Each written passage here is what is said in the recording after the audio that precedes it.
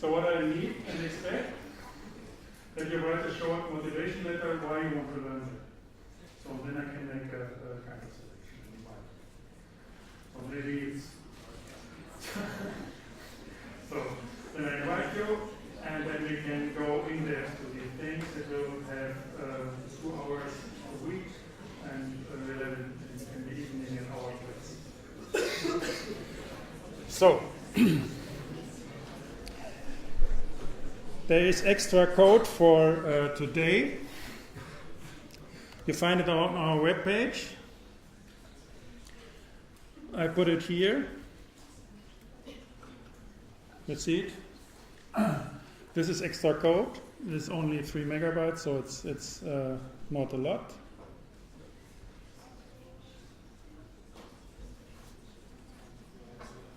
It's a lot.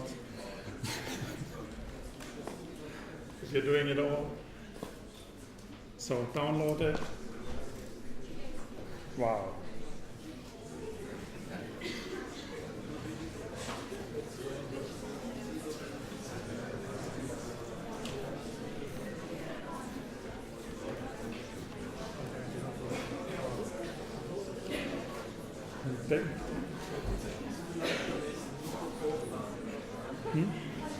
Nee, ich muss vorbereiten. Ich habe es heute fertig gemacht.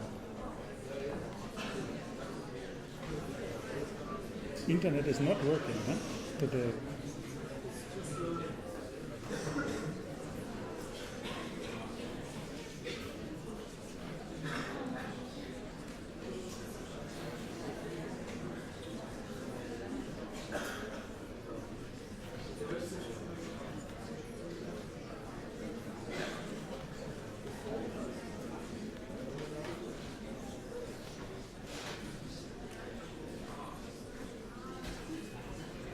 Ugly.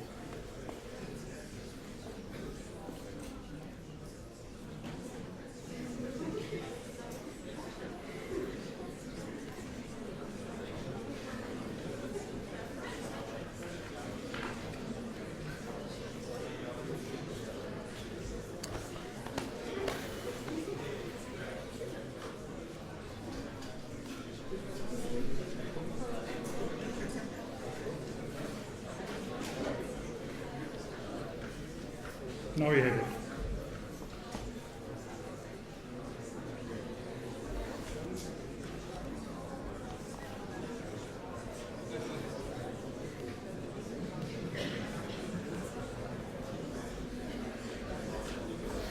So,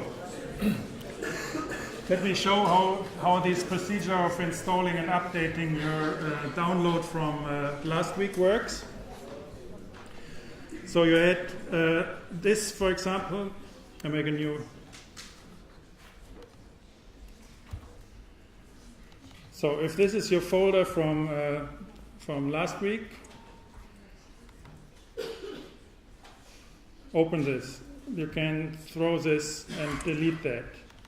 So this is your folder. You can rename, put it wherever you like, and you can rename the folder as you like. You should not touch the files inside. Don't rename them and so on. Don't touch it. So what you do is now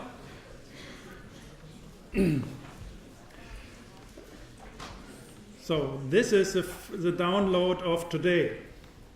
Here. This is the download of today. Oh, this is nonsense. Here. These are the files of today.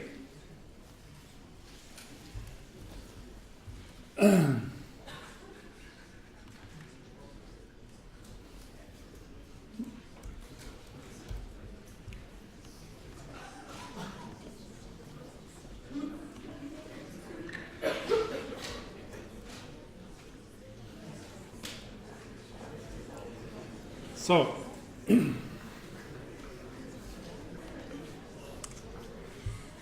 is of last day, yesterday, last week. This is of today. So you simply look for all the Mathematica documents, and today these are 5, and copy it here. Replace. So you get a new version of Start and so on. And you get additional files. So these are the PDFs.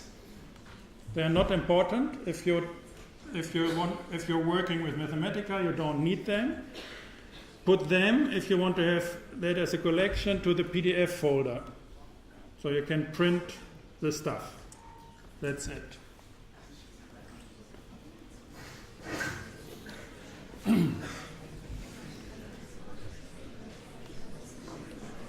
So then you always start, if you did this update, start Mathematica from scratch.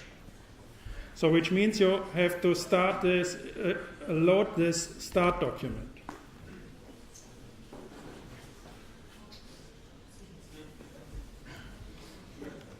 So if this kind of stuff happens, you can have Control Shift. That is very rare.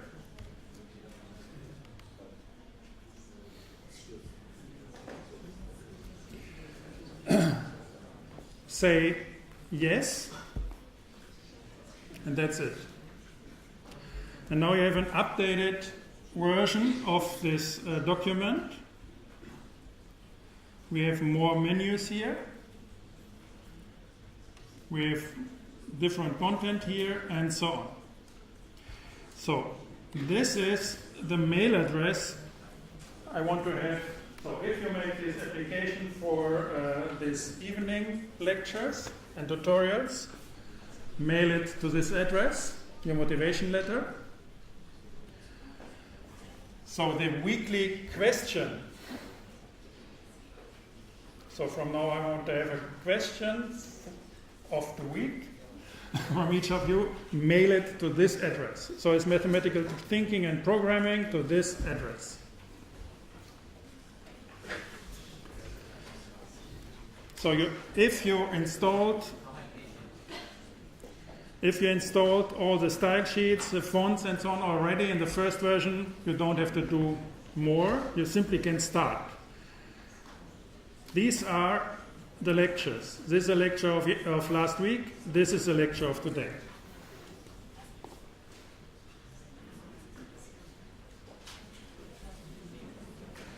So now every week you will get a bundle of new files, and you will have an update on these menus, and everything is combined. So it's a kind of an interactive tutorial book. The amount of pages you currently have with these two is about 140, 160 pages, and it will grow to 2,000. Yeah? So,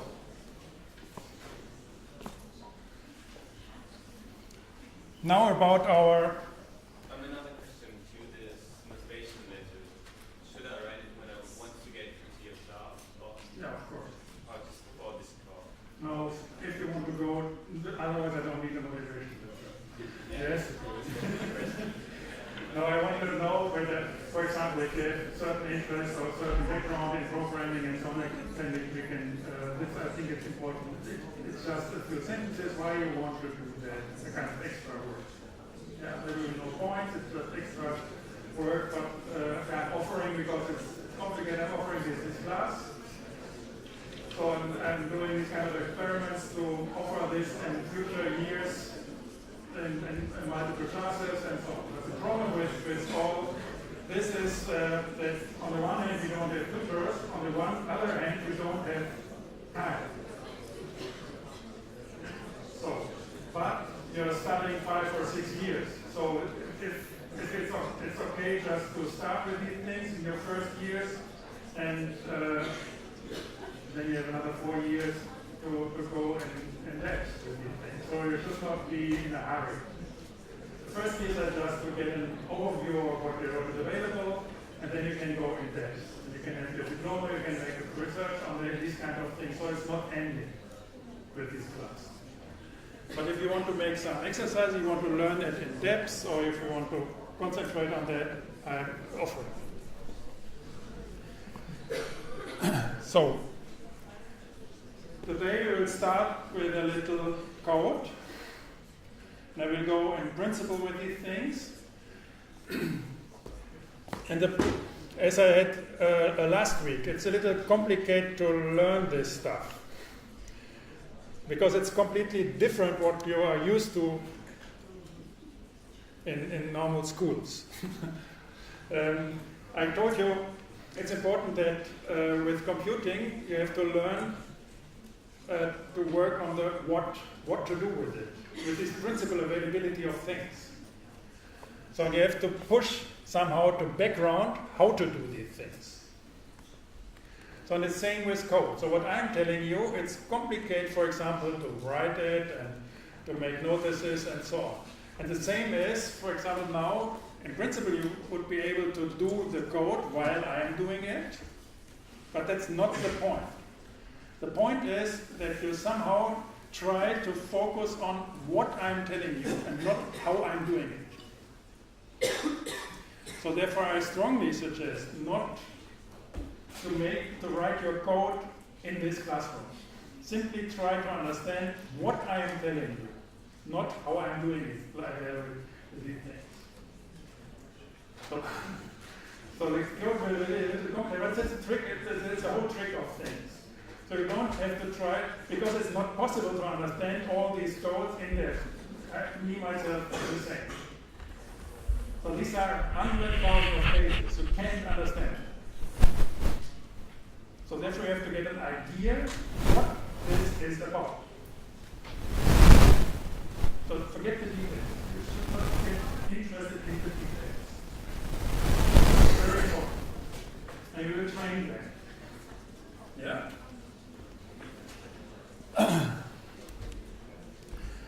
So,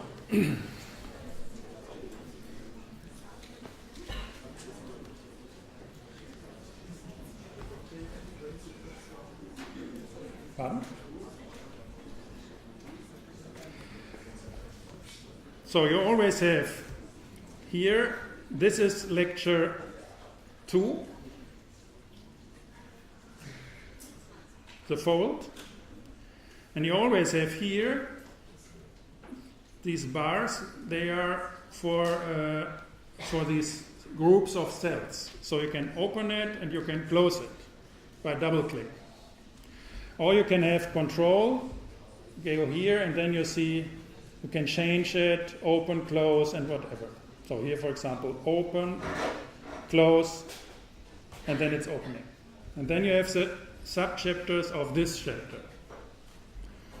So go here, then you have principal thought, first chapter, open it by double click that. So, and then we have the sections, subsections, and so on. Very simple thing. It's called a notebook.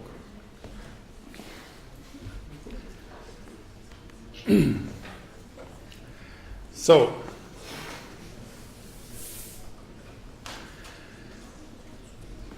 the first thing was, I told you it's important that you try to understand and follow what I'm telling. So it's very complicated to get that. And you will get frustrated because you can't retell that. You will think you understand that, but if you go home, you don't know what you understood. This is how it works. So, and therefore it's important that we do that for 2 years, and you somehow get an idea of how it works. So it's a kind of holistic thing. Like learning to swim or learning to read and to write. So you simply have to train it, and by when it's getting stable. So the questions always are like a new language. So I'm focusing on concepts. How do these concepts interact?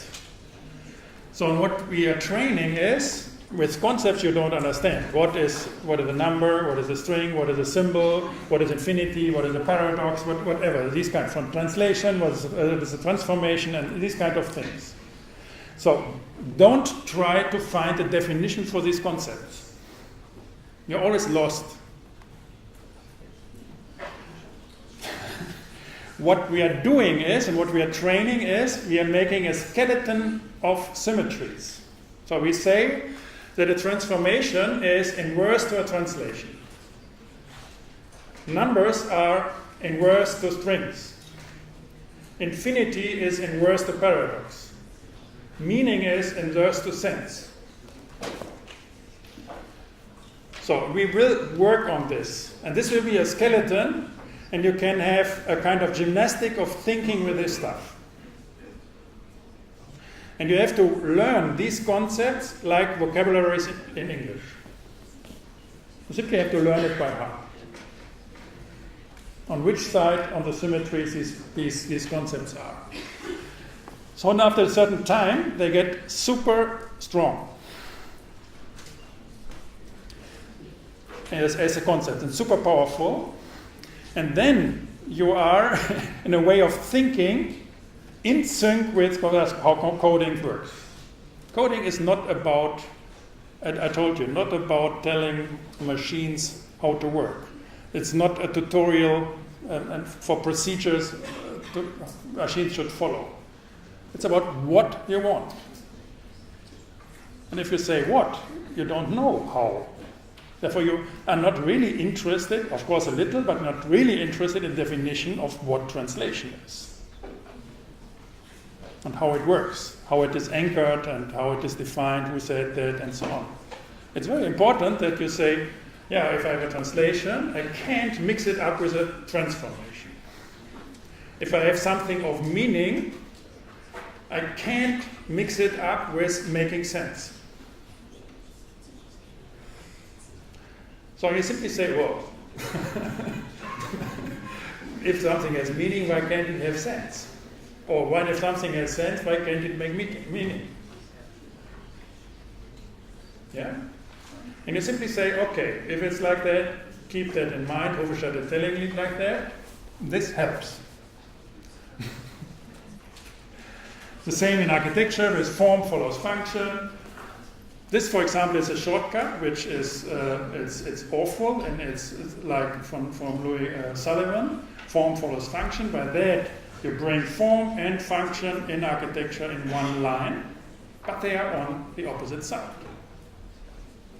So you can open it up, and then it's working beautifully. So that's, keep in mind, I will focus on that again and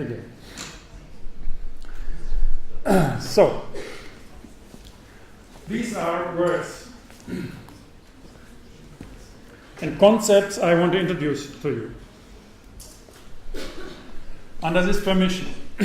So, architecture is the art of jointing things. So, you don't need to understand what things are or elements are. You simply say, okay, I need multiple elements, and architecture is to putting them together. This architecture. It's okay. So it's like a Rubik's Cube with some colors and a certain pattern. So that's it. So now the second thing is, my suggestion is to bring things in a proper order. That I say we have three important levels of elements we can join in our, at least, Western culture. So this is iron, so like nails, screws, and so on. It started with the Iron Age, and this is our antique architecture. It's about junting stones with pieces of iron, not making massive things any longer. So, architecture of that should be discussed in junting elements with iron.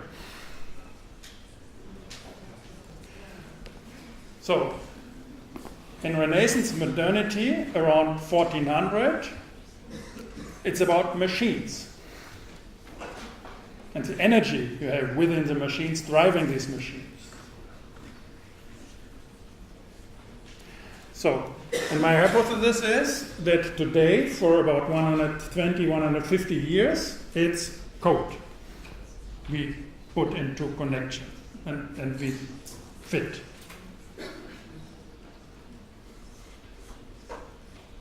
So, this is a strong argument, and it helps to bring things apart. So you have different levels of abstraction, of different power, and architecture and jointing things is vertical. So the idea is that there is no principal difference of jointing elements of a machine, of jointing stones via iron, or jointing pieces of code, some machines via code.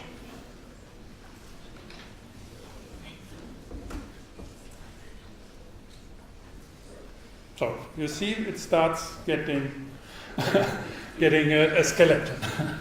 So the next. I told you that mathematics is the royal path of learning, or to knowledge. Some key elements of mathematics are numbers. So my hypothesis is that with the stones joined by iron, this comes with the integers, which are whole numbers.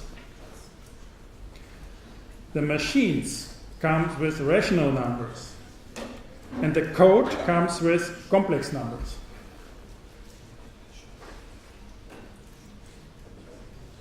So hypothesis is this is a link now from architecture to mathematics. You have a common way of organizing these things. You have horizontal things of abstraction, we have vertical things combining that, and we are able to move there and make gymnastics within that. So what we have here with integers and with iron fasteners, we are exploring a world of space. So we have elements in space. So again, why, what, and so on. Don't try to understand why. It's a skeleton for gymnastics. So with modernity and Renaissance, we left space, the order of space and the world of space, and then with Galileo and Kepler and all this Leonardo, we entered time. So the principal thing was movement, not any longer position in space, but movement in time. Now movement in space and position in time. So the hypothesis is that with around 1900, with quantum physics, with complex numbers and so on, we left time. So this is what the relativity theory of Einstein and so on is about, that we left time. Now we have capsules of time. And my hypothesis would be we entered the world of life with the quantum theory. I don't know whether it's correct, but if it's like that, we can learn. So because nobody knows what a quantum is, nobody knows what computers are, what all this stuff is about. And the only thing is we can learn from the old masters in these symmetries.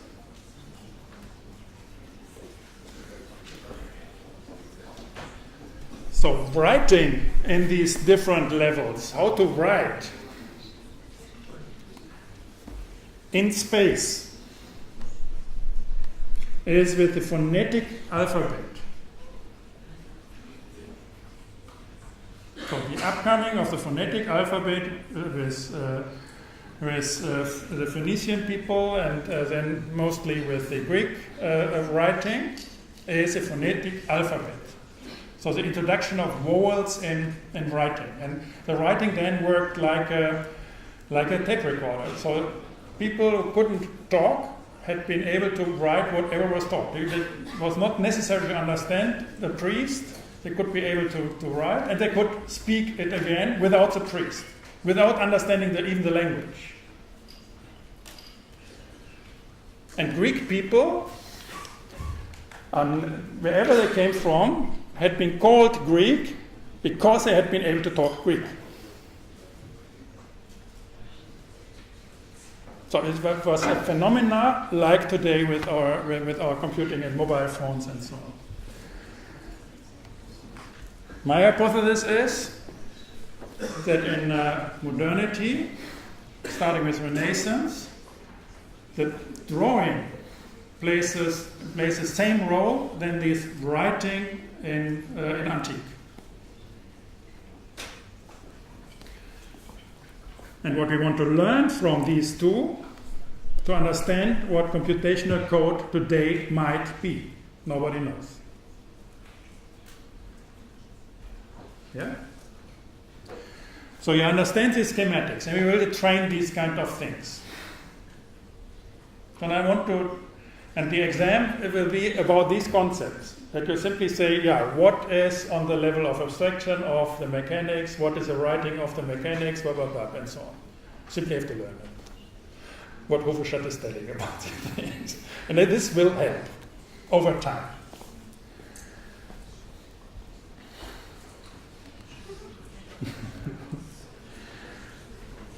So, now with the particle and the wave.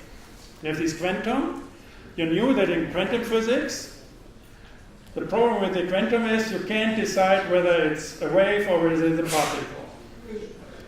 In ancient Greece, for example, you might have heard that, the critical problem was that if you have a triangle, the diagonal is irrational. You know that. So you have with these whole numbers, the integers here, and you know it from Pythagoras and so on. You can have, for example, length of 2 here, and then length of 3, and so on. And then this is 3, that is uneven, this is even, so you can count these lengths. You can measure that. The problem here is not only that you can't measure it, because the problem is that if you ask it, if you simply ask, is it an even number? So is it with 2? Then the result will be no. It's an uneven number. If you ask, is it an uneven number? Then the logical proof would be it's even. So you're in the paradox. So the irrational thing, the irrational line, the hypotenuse of a triangle is irrational. So it's neither even nor odd. So it's exactly the same phenomena as we have with our quantum. It's not a particle and it's not a wave. It depends on how you ask. So here you see these symmetries, yeah? And they are important. So you should not be afraid. So it's very simple. You simply have to affirm that if you're working with elements, and if you're writing, that's a paradox. You can't define and ask what they are. You have to say what you want. And there's no way how to do it, because it depends on how you articulate that. Nothing else. So geometry is dealing with paradoxes. So being able to do things, beautiful things, very powerful things, to build machines and whatever, without knowing what the elements are. So I want you to get mechanics.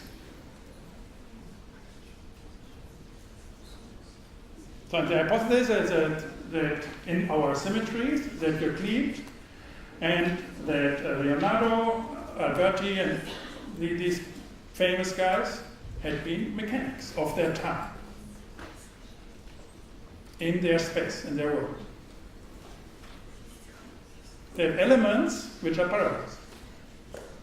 There's no definition.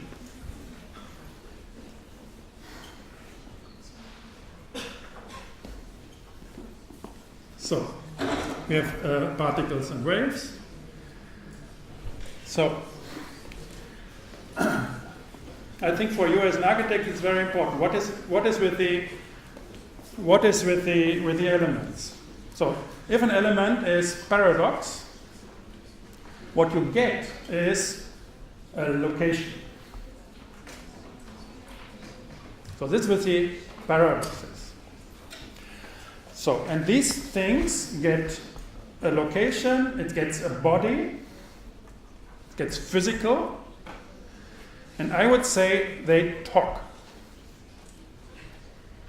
So don't try to understand why they talk, simply remember Hovestadt says elements are paradox and they talk. So because you don't know how they talk crazy things. Like Monty Python, yeah, funny work. Yeah? Funny work of things. So they talk. They are active subjects. So these are particles. So you have them on a Shakespeare theater, put things on stage and they talk. But you don't know that. That's very important. But you can talk with them. And they are there. You can locate them. Just the other way around is with the waves. So the waves is everything is connected with everything. So if you throw a thing, everything goes into. So everything is connected with everything. Like we have it with the internet, we feel it with the internet, and so on. So the interesting thing with the wave is that whatever you look, and you have to separate that, and the problem is you're starting for a reason for these things, and it never ends. So you know everything is connected, and you can find reasons, and you assume that there is a common reason for that everything is connected. But the more you look, the more complicated it gets. And it's infinite. Waves are infinite. So you're dealing with waves by looking. You have to stop talking. You have to look. This is what we call analysis and so on. The medium for talking is characters. Characters, what can mean anything. The medium for the waves are numbers. Characters are on a line. You write characters, whatever they are, bring them in a constitution. So, and they are beautiful. So you can have A, P, P, L, E, and then there's apple. It's magic. This is what the Greeks did with the phonetic alphabet. It's there. So this is always a line of symbols, of things with makes no sense. An A makes no sense, but in a line. And it's irrational. So it depends on how you talk. And the characters, they talk depending on who are their neighbors and so on. So they talk different things. Change a character, warp you in another thing.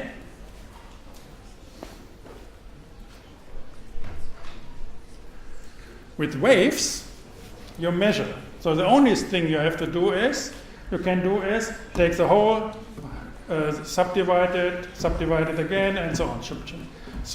So you assume that these things are irrational. So it's a circular. And then you circle the thing all around itself and getting in more and more and more details. And it never ends. That's the numbers. So therefore, all this is, I told you, you can't retell this story, but you will in 2 years. 80% of you at least. What you have to do is learn these symmetries. So this helps. So remember that. So, what you have to learn is these kind of things. Particles talk, waves read. They look. So the one is auditive, the other is visual. So now it makes this kind of gymnastics. So if somebody tells that, for example, we are with all these huge amount of pictures, with all these Instagrams and so on, we are with these medias, that we are in a visual generation, time, century, whatever. You simply can say, if I understand these symmetries right, 20th century, 21st century is with the particles, with the quantum, and if Hovestadt is right, the pictures are talking. They're not pictures. So that's interesting. I can make a lot of more detailed arguments, but what you have with this flood of pictures is, you see that because it's very, very soon, because there are this many pictures, they're losing every sense. So it's kind of entropic. Entropic always means that it's kind of white noise. You push it across white noise, and then it has no meaning any longer. And if you want to get from this horizon of noise, it's kind of whispering around. And these pictures are coming in a cloud, coming and whispering like people here. So I would say 20th century is about that. Because of this inflation of pictures, they have no sense. And you have to make meaning with pictures, chunks of pictures, and therefore you have to start to talk with chunks of pictures. This is what it is about in 20th century. Yeah.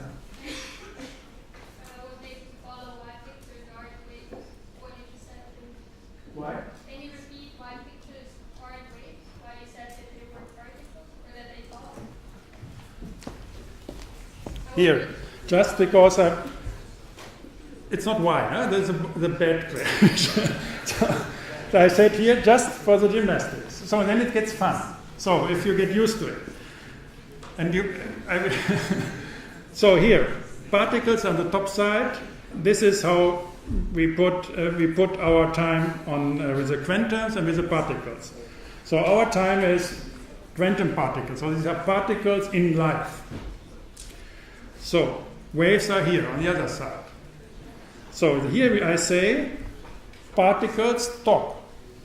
So and it's they are on the stage with, and on their friend with talking. So and waves are friends with reading. Yes, but why? And that's it. How do you decide if pictures talk or if you read them? We will see later. Oh, because why do we see that? Yeah, this is what I tell you. You can understand that. Me as well. Nobody can understand that. The beauty is that nobody understands it. You can make a difference if you like. But then it will not work. So you get it?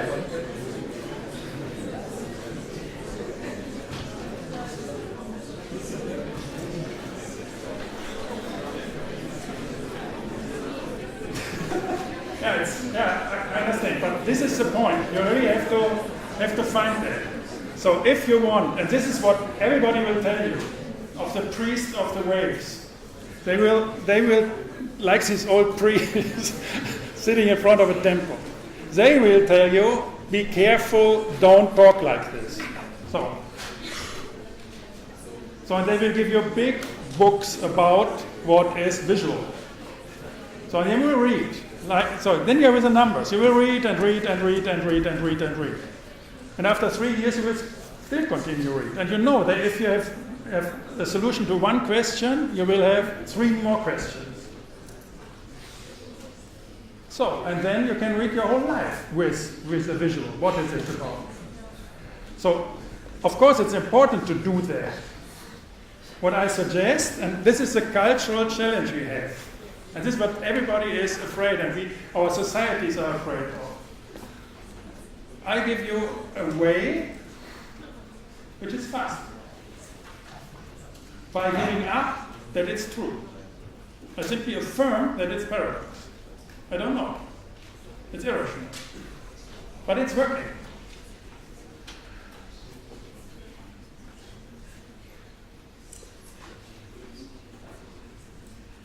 Yeah, the question is not a good answer for me, huh?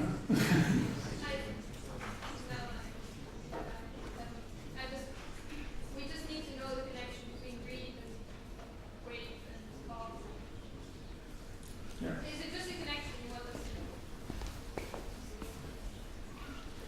know? Yes. Now it's endless. Just a connection. I want to give you these indexes. we will have the whole series will be about this problem. So there is no solution for that. You simply have to affirm, like if so in German it's rot and in English it's red. You simply learn this. So I suggest to learn that particles are talking. But what's the point of knowledge you can't use? Like, you can use a translation from German rot to English red. Well, I can't use that knowledge. What's the point of filling my brain with non-compute? I think you can't use it if you have the definition. This is super useful, super powerful. It's just the other way around. I'm super fast My brain and can't do anything. So what's my use? My brain can't do anything like that. So you get oriented. So this is the motivation of the whole story is that if you have, for example, with theories, 1,000 new theories about what is visual a day. The use is that you simply say, okay, I heard that. Then you have to go to this meta level. The problem is there is no truth. You have to affirm that this is paradox. And this is the challenge I want to tell you. And this is what computers are directly able to do. They don't care. This is why Google is working. And I want to get you an understanding and a kind of feeling how this works. Google doesn't care whether to translate or drive a car or whatever they're doing. Go to medicine, go to genomic analysis, and so on. They simply don't care. It's all the same. Because these things have no meaning any longer, if they're something. So you try to make us think like Yeah, you want us to be able to feel like what it's like. No, I want to get you an understanding of how computers work, that you can get out of it. This is a way to get to fight Google, to make meaning if things lose their sense. It's about metaphysics or something. That's right. Exactly, but there's a very negative annotation with metaphysics.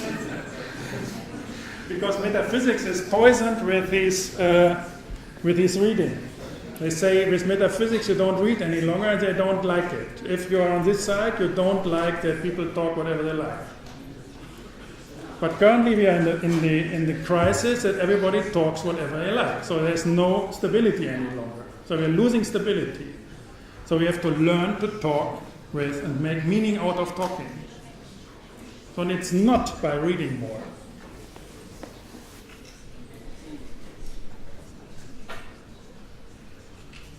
So this is what I think all technology, all philosophy, all mathematics from the last 150 years tells.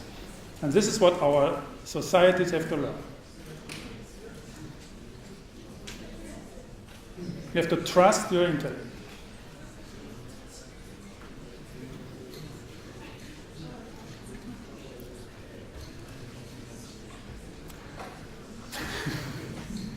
We will do that again and again. Don't be frustrated.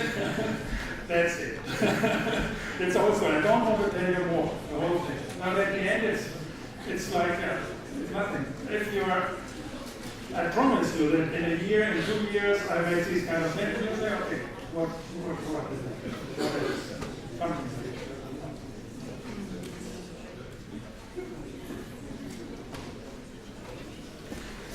Okay, but we have to hurry up. So I have this last chapter to make it in sync, to give you more references, if you like, to where to read this stuff. So we are in sync with the Aristotelian, with this representation. We are in sync with the Aristotelian elements. So they distinguish between air, fire, earth, and water. So you can meditate about that, you can write me questions about that, then we have next week another talk about the earth and the water and so on, whether they are waves, or the air and the fire, whether they are particles. Do that, then we discuss it next week. So my hypothesis is that air and fire are on the side of the particles. So they are there, but there's in between it's empty. So they are particles, you can locate them. Whereas the earth and the water, you can't get a piece out of it because everything is connected. So fire is a side effect, is a self-reference on air. So it's arity of air, and water is the arity of earthity of earth. So, and then the master of arts in medieval age. So it started with the Greeks, this kind of circular things. So, and then in medieval ages, you had this curriculum, and in medieval ages it was called the Master of Arts. So the bachelor of the studies of your colleagues 600, 800 years ago, the Master of Art was geometry, astronomy, arithmetics, music. This was their Master of Art. Cool, huh? Read it in Wikipedia, wherever you like. So, my hypothesis is that you should, if you want to get more understanding of what I'm telling you, read that.